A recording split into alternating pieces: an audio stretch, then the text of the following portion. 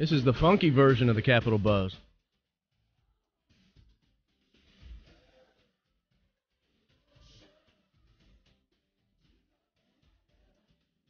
Yeah, breaking it down early. Actually, this is nothing more than the Dennis Latham intro is all it is. Dennis, do you like it? Do you feel it, Dennis? Are you feeling it? I feel the Lord. But do you feel him come? Is he speaking through you through the music? Not through that song. Why? Just not. But anyway, I did call to, I can tell you why Miss Ann and people like 5050 don't call. No. I want to hear why you call. 860-1440 if you want to join the program. We got 2 lines available. Dennis, why are you calling? Okay. I'm calling to speak for the people, and I will speak for the people and say that Miss Ann and people like 5050 don't call because, as the reason I do call, opposite from the reason I do call, was because Mark is a liar. He doesn't allow blacks to hold the fire to his actions against others, and especially against blacks. Well, try him right here in abstention. Give me one example, just one. Specific example, not... Okay, Mark likes to badmouth blacks who don't agree with him 100%. And whites, though, right? Have you heard him speak of the speaker and the governor and the mayor? You've heard that, right?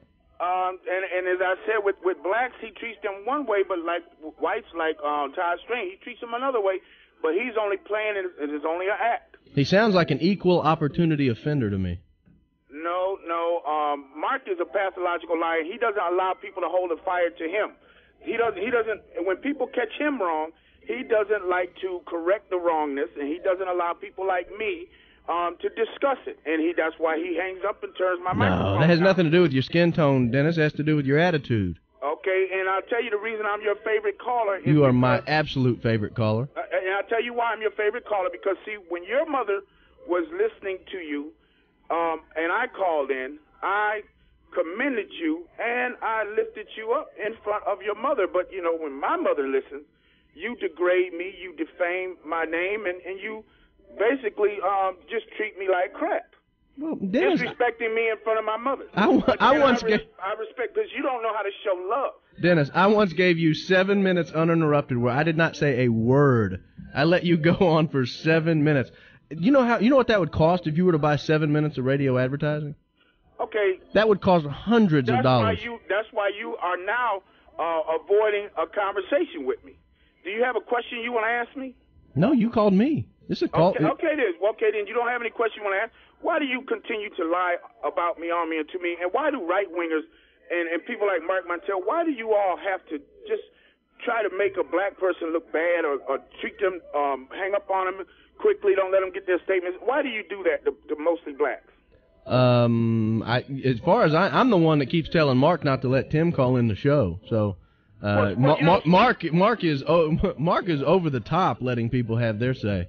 Okay, well, speaking of Tim said yesterday that he doesn't hate them, but he hate what they do. He hate what white people do to black people. And he also said he hate what some black people do to black people, and so on. So, I mean, he just might not have a way of expressing it the way I just explained it, but he really doesn't hate Mark Montel, but he really hates really what Mark does to black people and does against black people, just like the boycott that he went into the store and bought items.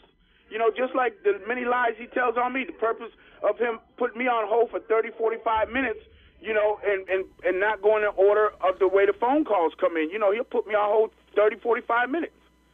All right, Dennis, I appreciate it. I'll tell you this, Dennis. Yeah, I got to cut you off because we got to go to Miss Daisy. But Dennis, I was at Walmart. It wasn't 2 weeks ago, and the young lady had to check my identification for a particular purpose. I'm not going to tell you why.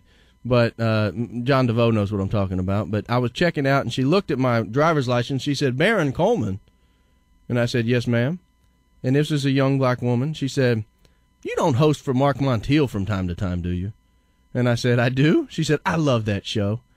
And so, Dennis, I can assure you, people that aren't seeing the world through your filter see it a little differently.